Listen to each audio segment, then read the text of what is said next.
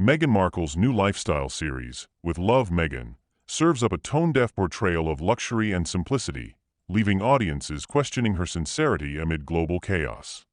Meghan Markle is back in the spotlight, this time serving a veritable smorgasbord of tone-deafness with her new lifestyle series, With Love, Meghan.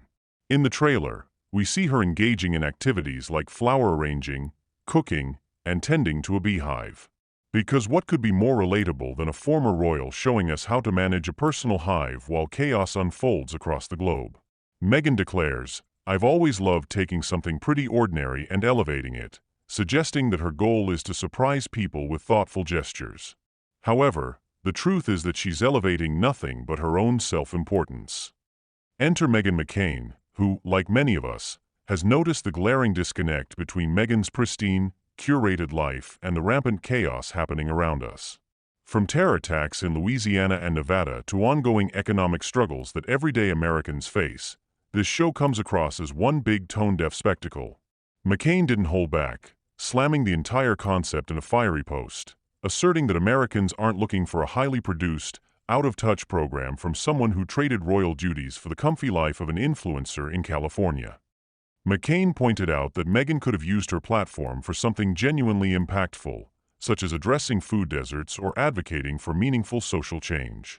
Instead, Meghan is preoccupied with sharing beekeeping tips that no one asked for, further emphasizing the disconnect between her content and the realities faced by most Americans. Adding to this critique is Jan Moore from the Daily Mail, who described Meghan's latest venture as potentially her last chance at the big time. This insight feels like a nail in the coffin for what many perceive as a self-important endeavor. Remember all the lofty promises surrounding Archewell and its mission to change the world? Those claims seem increasingly hollow, especially as Meghan appears to be trading on the royal title she seemingly rejected for a Netflix show that's supposed to celebrate love in the details. Spoiler alert, it's not about love, it's about how far she can stretch her ego. Moore's take on the show is particularly biting, famously dubbing it a cross between a tampon ad and a global mission statement. This description is, frankly, spot on. It encapsulates the absurdity of Meghan's attempts to merge high-minded ideals with a lifestyle brand that feels disingenuous. For the few fans who may still exist, looking past the fake veneer of empowerment she's trying to sell is becoming increasingly difficult. Then there's the part where Meghan presents her little tricks and tips for domestic bliss. This follows her infamous 2021 interview with Oprah Winfrey, where her attempts to surprise people with moments of thoughtfulness didn't quite involve the tumultuous fallout experienced by the British royal family. It's almost baffling how Meghan seems unable to grasp the most basic concept. Nobody genuinely believes in her sincerity. Not a single soul thinks Meghan Markle truly cares about cooking. Her culinary pursuits have been ongoing for years, yet they often feel forced and contrived. Back in the day, she borrowed recipes from her chef boyfriend in Toronto, passing them off as her own.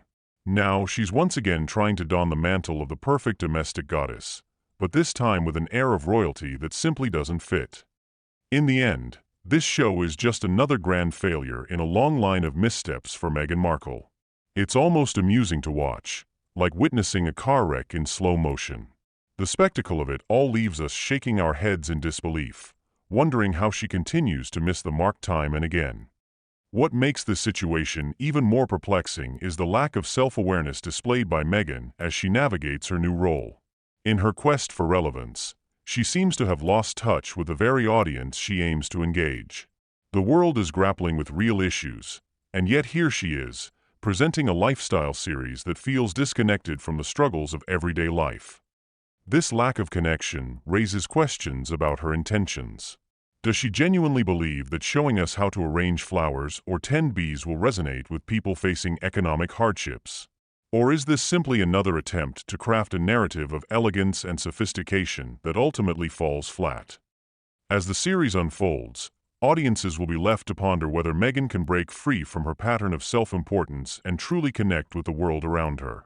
The reality is that her latest endeavor feels like a missed opportunity, one that could have been used to champion meaningful causes or foster genuine connections.